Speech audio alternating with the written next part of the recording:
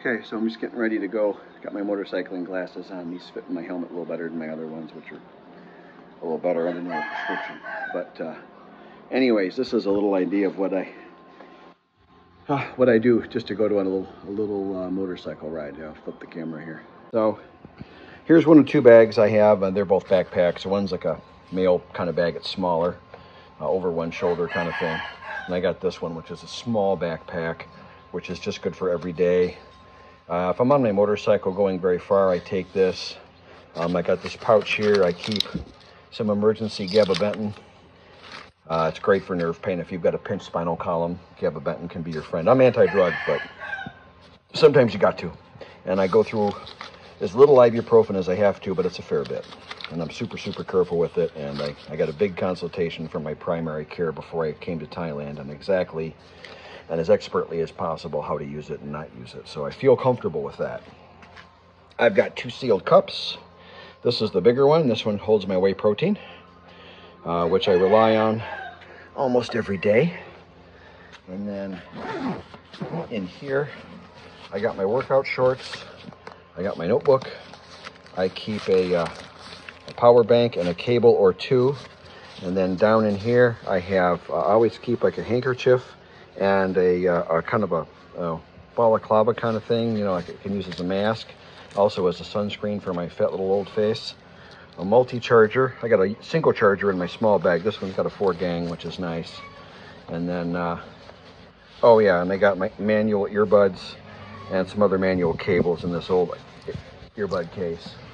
And that's most of it. This one's got 2 side pouches for narrow diameter thermos kind of things. And that's how I got that one there. And I got a little short one just for coffee, and they'll fit right in each side of that bag and rather neatly. I'm going to get a bigger bag for when I do day trips and stuff like that, and for when I go back to the US. Your standard backpack is 30 liters. Believe it or not, they're 30 liters. That's your standard kind of full-size, quote-unquote, backpack. And this one's probably only 10 or something. It's small, but it's great. I don't need a big giant backpack on me every day. It's got this little thing here. I'll carry it when I go to my girlfriend's office or going to a friend's house for the afternoon and going to the gym. I can change of clothes and stuff in there. And then right now, hang on, I'll flip the camera again here.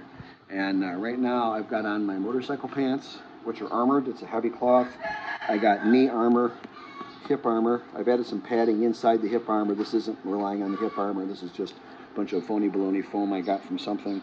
But it kind of helps pad the hip armor a little.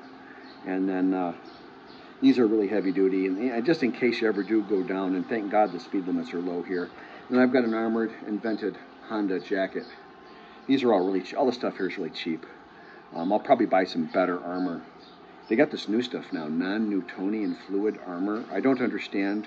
I know who Sir Isaac Newton was, but a non-Newtonian fluid is something I don't recall studying that in college. Probably had it, maybe just forgot it because I didn't freaking use it. But anyways, I guess I've seen some demo videos that are pretty crazy, so I don't know. And then I am going to attempt to shoot some video today on my little Chinese knockoff GoPro. And I'll show you my bike here real quick because we got an opportunity. We got all these awnings up. Preparation for the big Merit party. A Merit is a donation to a temple. Around Coon Paw's pickup truck here. He's always super nice with me. Here, I just parked my bike in this nice big awning. I wish I had, wouldn't mind buying something like this or just building the sheet metal version of this. Just have a big, bongette, they call it. Big shade structure for, but it's a nice bike. I painted that myself, just spray can. I matched the paint by blending an orange and a red together, and it looks really pretty good. I mean, nobody but me can tell it's not the exact paint. And I'm in Thailand, who cares? I cut the windshield down because the original windshield, when the prior owner made some very clever modifications to the bike. He was much more experienced motorcyclist than I am. And this original windscreen came up to here, and it threw the wind right at my helmet. When I turned my head, it was like my adversary, who was at least a brown belt in Brazilian Jiu-Jitsu, was twisting my head. Didn't like that. So I cut it down myself, just eyeballed it, and put a magic marker on there and cut it. And I used to own a plastic shop, so a couple of them. So the old skills are still there. Anyways, that was fun. It came with, he had this nice exhaust on it already. That's like a big brand. I would have never paid for that, but it came with the bike. I like it. It saves some weight. I painted the stuff blacked out. I lowered the pegs, which is improved my back angle. I can only ride for 20, 30 minutes without pain, but being on the motorcycle is less pain than riding in a car.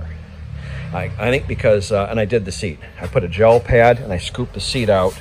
So it's got like a little spot for my hind end there, and it just puts my back at just the right angle when I grab the bars. And I modified the bars. The guy I bought it from was a shorter guy, and he had this thing flipped to the normal position where it puts the bars closer to you. I reversed it so it puts them further away and made me reach.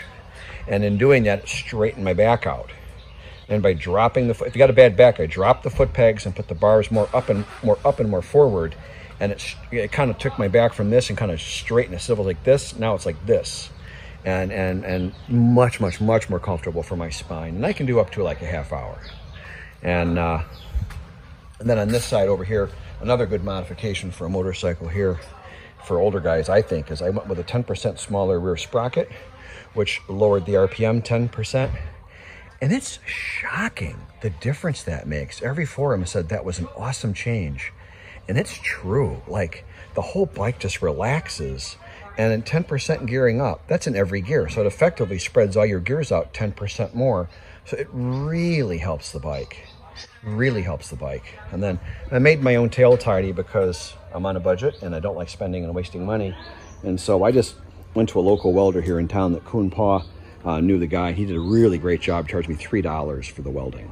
And took the original steel bracket, which by regulation, these things go way out and they look kind of dumb. Like in the motorcycling world, most people get rid of it. It's called a tail tidy. You can buy them for like 4,000 baht here, which is like 100 and some bucks. And I did my own for like $6. And honestly, I like the look of that better because it looks more stock.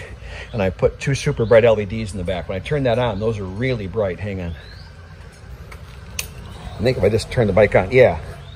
See, you barely see the brake light, but those you really see. In the camera, it isn't as clear, but these are 3 times as bright as that is. So people may not see that, but they can see that. Those were originally supposed to flash, and the flasher broke during install. I don't know what I did wrong, but when I cut the wire and soldered it back together, I swear I soldered it perfectly. I've done 10,000 soldering jobs in my life, but somehow I soldered it wrong. I don't know what the hell I did. So anyway, so that was that. But the brake lights aren't bad. They're fine. And that's kind of it. I mean, I just made some very simple things. And the owner, I put these on, these slide guards. If you do drop the bike, it doesn't go all the way down and crush your leg and bake it on the exhaust pipe. It gives you a little air, which could be precious. So, but it's a Honda. They're super reliable. I love it. There's the new. This is a 500cc, which here is very big. It's great. To me, it's like a Honda Monkey or a Honda Grom, but for a normal size guy. I'm just statistically an average size American, but they're just making a new 750 of this, and I want that real bad. I think maybe 2 more years hopefully I'll save up a couple bucks here out of my pension, and I'll get the 750 like a dream bike kind of deal.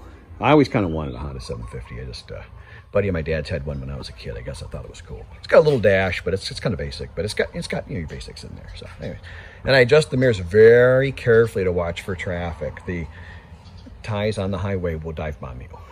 They will dive bomb you to teach you a lesson to stay out of their way. You got 99% of the people here are super JID, super cool, super chill, and 1% are arrogant, type A, self-important. Every inch as bad as your worst egotistical guy driving a BMW or a Mercedes back in the United States. Every inch is bad. And it's surprising. I didn't expect that here. But I watch out, and I got that mirror adjusted to see far back and a little bit to the right, and this one adjusted, no, way to the right, way to the right, and then this one mostly back and a little bit to the right. That one so I can watch out for dive bombers. They'll come from the far right lane, and if I'm in the middle lane just passing, or I'm going fast and there's literally no other cars, they'll come and dive bomb me just to teach me to get out of their way. Even though they're in the other lane that's clear, they don't want me even in the lane next to them. And that's happened so many times, it's not by accident. So it's just a very small percentage of the people are very, very aggressive behind the wheel here. Everybody else is super cool though. It's not that bad riding a motorcycle here, but you need to have experience. If you're not experienced, God's sakes, don't do it. Learn on a small road like this. You do the soy means small street. Get on the soy for, a month, and then go to the next bigger street for a month, and then the next bigger. Don't go on freaking Mitchell Pop Road on your second week. You'll be dead. Don't do that. Please don't do that.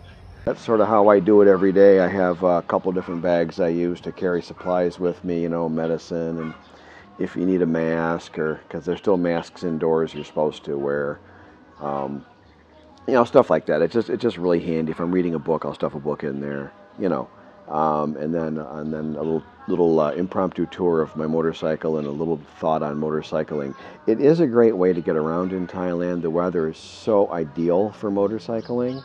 The parking is so much better if you're going to a city. Obviously, they're much cheaper. I don't personally want to make, you know, the quote-unquote investment in a car, which are typically $500,000 to 1.5 million baht. Probably is I'm going to say your average car that maybe you want to drive. I don't want to just have that chunk in just transportation. I was able to have good transportation with my motorcycle for 100,000 baht. So, you know, 10 cents on the dollar of that, and it's so much more fun. It is a little dangerous in a way riding here, but the one nice thing is the speed limits are low, and the Thais do look for motorcycles. They're much more alert in looking for you, so that's nice. But it's very evident that, and my Thai wife and her family, and every Thai person and every expat here has warned me the same thing. Your average Thai on the road has no training and no insurance and no license. So they don't have you can't expect a great amount of expertise from that person, right? So you do have to watch them. Anyways, thank you for supporting my YouTube channel. Thank you very much.